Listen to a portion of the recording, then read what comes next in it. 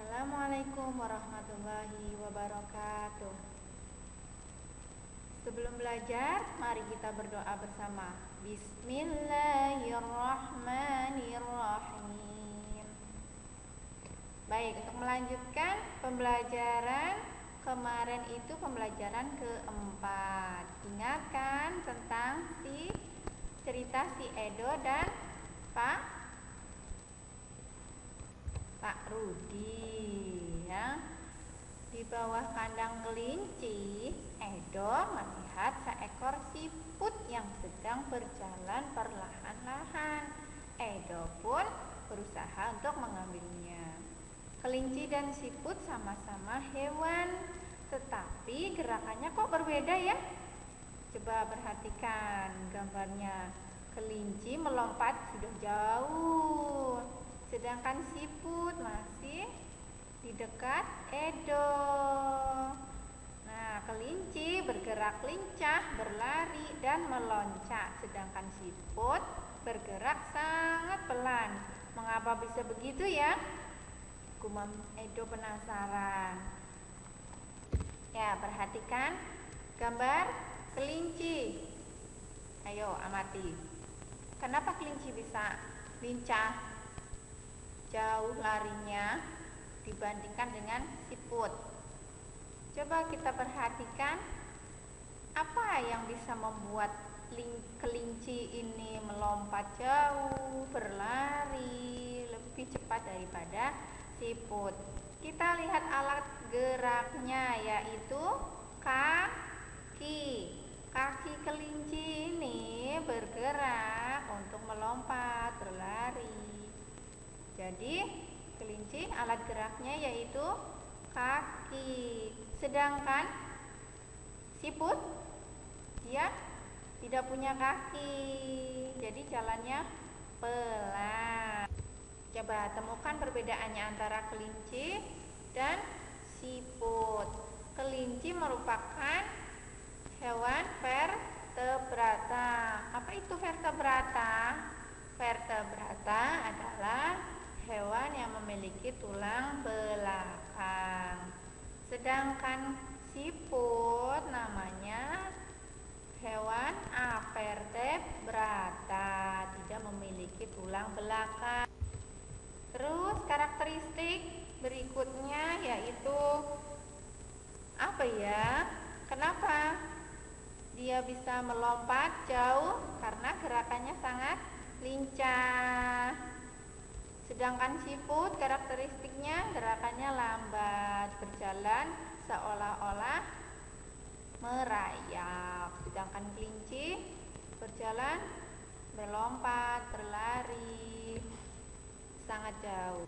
Ya, coba nih ciri-ciri avertebrata yang antara lain biasanya susunan sarafnya berada di perut sehingga memiliki rangka luar dan otaknya tidak terlindungi oleh rangka. Contoh hewan avertebrata adalah siput, serangga, cacing, ubur-ubur, cumi-cumi, dan lain-lain. Coba bisa kalian cari di rumah hewan apa yang merupakan hewan avertebrata.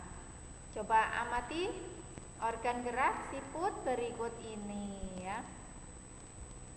Kaki perut dengan bentuk pipih dan lebar. Jadi berjalan menggunakan organ perut. Kakinya merupakan perutnya ya fungsinya. Fungsi utama kaki perut pada siput adalah untuk bergerak dan berpindah tempat. Nah, selain siput, hewan avertebrata lainnya yaitu belalang, cacing, ubur-ubur, serangga yang bentuknya serangga itu kan avertebrata.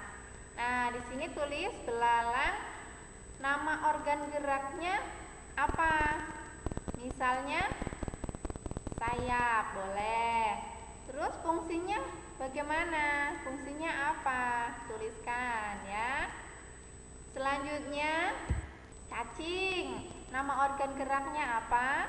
Fungsinya apa? Ketiga, ubur-ubur. Ubur-ubur itu organ geraknya menggunakan apa? Ya.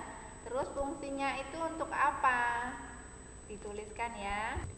Selanjutnya di bawahnya kalian buat gambar salah satu hewan avertebrata. Kemudian buatlah model sederhana organ gerak dari hewan yang kamu pilih tersebut ya. Digambar aja terus diwarnain. Selanjutnya ceritakan gambar yang kamu buat di hadapan orang tua atau teman ya. Terus minta pendapatnya bagaimana, tuliskan di sini ya. Tuliskan di bawah gambarnya, boleh di sini ya. Mari kita lanjutkan pembelajarannya ya. Ayo membaca. Mari kita membaca bersama-sama ya. Judulnya, siput bukanlah hewan lemah. Siput menurut sebagian orang dianggap sebagai hewan yang lamban dan menjijikan. Bahkan karena gerakannya yang lamban, tidak jarang orang membanding-bandingkannya dengan kelinci. Siput juga dianggap menjijikan karena tubuhnya yang penuh lendir. Sebenarnya siput memiliki kelebihan dan keistimewaan. Kelebihan dan keistimewaan siput ini merupakan karunia Tuhan yang tidak dimiliki oleh hewan-hewan lain. Apa saja kelebihan dan keistimewaan hewan tersebut? Siput merupakan hewan yang berjasa dalam penguraian serpihan daun-daun. Kenapa berjasa? Karena siput memakan daun-daunan yang menjadikan bagian-bagian yang kecil atau serpihan sehingga mudah untuk diuraikan oleh bakteri pengurai. Jika benda-benda yang besar seperti daun berubah menjadi serpihan dan diuraikan akan bermanfaat bagi kelestarian lingkungan sekitar siput berada. Hasil penguraian yang diawali oleh siput itu akan berfungsi menjadi pupuk alami sehingga tanah pun subur. Siput adalah sang pengembara yang mandiri. Meskipun siput berjalan lamban, namun siput memiliki stamina yang sangat bagus karena daerah pengembaraan siput pun sangat luas. Pengembaraan siput dimulai sejak siput menetas. Setelah menetas, siput langsung mandiri. Siput tidak lagi terikat dan tergantung pada induknya. Siput memiliki pertahanan diri yang baik dalam beradaptasi dengan lingkungan dan mempertahankan diri dari serangan predator. Meskipun tubuhnya lunak, namun tubuh siput memiliki lendir. Lendir ini berfungsi sebagai minyak pelumas dan pelindung bagi tubuhnya ketika berjalan di permukaan. Jalan sekasar apapun dan seterjal apapun akan mudah dilalui tanpa tubuhnya terluka. Selain itu, siput juga dikaruniai Tuhan dengan cangkang. Cangkang ini berfungsi sebagai rumah yang memberikan kenyamanan dan keamanan bagi tubuhnya. Cangkang juga berfungsi sebagai tempat persembunyiannya ketika ia terancam oleh lingkungan dan predator. Meski terik panas ataupun hujan, siput tetap bisa hidup nyaman dan aman dengan cangkangnya. Predator pun akan kebingungan untuk memangsa siput karena tubuhnya terlindung oleh cangkang yang keras. Jadi, siput bukanlah hewan yang lemah. Siput adalah hewan istimewa yang memiliki banyak kelebihan. Siput diciptakan Tuhan dengan kekurangan sekaligus dengan kelebihan. Begitu juga dengan manusia, diciptakan Tuhan dengan kelebihan dan kekurangan. Oleh karena itu, kamu tidak boleh menyombongkan diri dengan kelebihan yang kamu memiliki. Kamu juga jangan minder jika kamu memiliki kekurangan. Nah, sekarang tugasnya berdasarkan bacaan di atas, temukan ide pokok dan kalimat pengembang masing-masing paragraf.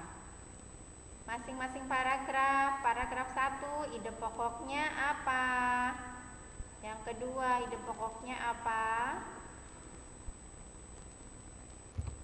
Misalnya di paragraf ke-5 ini, ide pokoknya. Siput adalah hewan yang istimewa yang memiliki banyak kelebihan. Nah, coba kalian cari ide pokok dari paragraf 1, 2, 3, 4, dan 5. Tadi yang kelima sudah Ustazah sampaikan. Kemudian dari ide pokok tersebut kalian kalimatnya kembangkan menjadi sebuah kalimat pengembang, ya.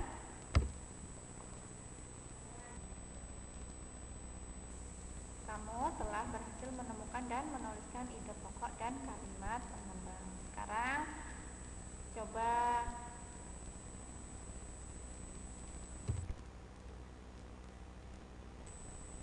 ayo berkreasi, coba kalian membuat gambar yang berjudul siput yang kuat, ya. Nih contohnya, Ustazah kasih tahu ya. Nih contoh siput yang kuat. Bisa kalian kreasikan lagi dengan gambar-gambar kalian ya yang bagus. Nah, corak gambar cerita atau ilustrasi yang tadi suruh dibuat itu sebagai berikut. 1. Realis, ya. Realis itu merupakan gambar yang dibuat seperti keadaan aslinya, baik bentuk ukuran dan tata letaknya. Contohnya seperti lukisan yang berjudul Kapal Dilanda Badai karya Raden Saleh berikut ini. Ini namanya realis. Ini lukisan seperti aslinya. Kemudian karikatur. Karikatur merupakan gambar yang melebih-lebihkan atau mengubah dari objek aslinya. Gambar karikatur menyajikan objek dengan karakter yang lucu dan aneh. Biasanya gambar karikatur mengandung kritikan dan sindiran. Contohnya seperti ini ya. Seperti yang tadi itu. Gambar kartun itu merupakan gambar yang berfungsi untuk menghibur dan berisikan humor. Gambar kartun dapat berupa tokoh binatang atau manusia. Keempat, dekoratif. Dekoratif adalah gambar yang disajikan dengan mengubah bentuk objek aslinya namun tanpa menghilangkan ciri-ciri khasnya. Ini contohnya seperti ini. Ini namanya dekoratif. Nah, nanti gambar siput yang kuat itu atau judulnya siput bukanlah hewan lemah. Dibuat karikatur seperti di atas, termasuknya mau kartun, mau dekorasi dan lain-lain. Ya, dituliskan di sini kartun. Bikin gambarnya siput kartun. Nah, di halaman berikutnya kalian gambarkan kembali organ gerak salah satu hewan avertebrata. Organ gerak, ingat ya, organ gerak hewan avertebrata di sini. Nah, pelajaran apa yang dapat kamu ambil dari hewan tersebut? Misalnya siput. Apa pelajaran yang dapat kita ambil dari siput itu ya? Tetap bersabar walaupun tidak bisa lari kencang. Lanjut untuk pembelajaran ke-6. Nah, di sini cerita Edo berlanjut. Hari menjelang sore, sudah saatnya Edo kembali ke rumah. Namun sebelum pulang, Edo membantu Pak Rudi membersihkan kandang kelinci. Kandang kelinci dibersihkan untuk menjaga kesehatan kelinci. Amati gambar dengan cermat di atas ya, kemudian buatlah cerita tertulis. Tentukan ide pokoknya, minimalnya 3 paragraf ya. Tuliskan ide pokoknya Lanjutkan dibuat cerita. Buat cerita di kolom cerita. Ayo, mari membaca bersama-sama ya. Pada pembelajaran sebelumnya, kalian telah mengetahui contoh hewan yang termasuk avertebrata. Coba sebutkan. Siput, cacing, tadi apa lagi? Ubur-ubur, dan lain-lainnya. Nah, contoh lain hewan yang juga termasuk avertebrata yaitu kupu-kupu. Avertebrata itu hewan yang tidak memiliki tulang belakang. Ayo kita baca bersama-sama ya. Gerak kupu-kupu. Kupu-kupu adalah hewan yang lucu, warnanya indah dan menarik. Banyak orang menyukainya. Dia terbang dan hingga pada bunga-bunga. Badannya kecil, namun memiliki sayap yang lebar. Sukakah kamu pada kupu-kupu? Kupu-kupu termasuk hewan serangga. Kupu-kupu memiliki organ gerak yang sama seperti serangga-serangga lainnya. Salah satu organ gerak yang istimewa dari kupu-kupu dan serangga lainnya adalah sayap. Dengan sayap ini, maka menjadikan serangga sebagai satu-satunya hewan avertebrata yang bisa terbang. Tahukah kamu, sayap kupu-kupu yang indah sebenarnya transparan. Lalu kenapa terlihat warna-warni?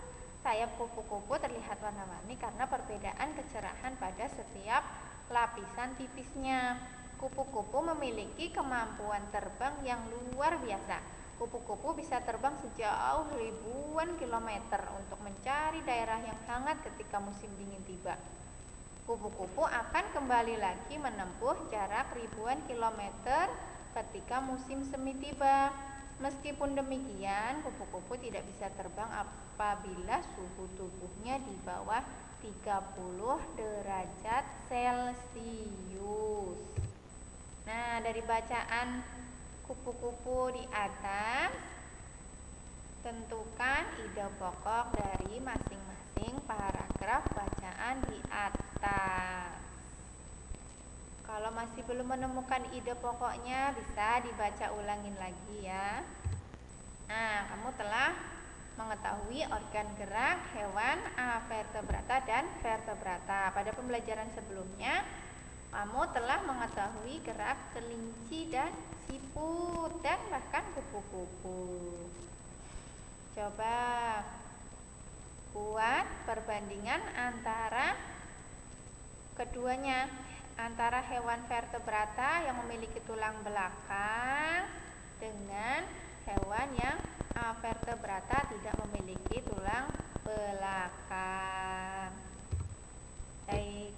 Untuk pembelajaran 5 dan 6 cukup sampai di sini. Alhamdulillahirabbil alamin. Wassalamualaikum warahmatullahi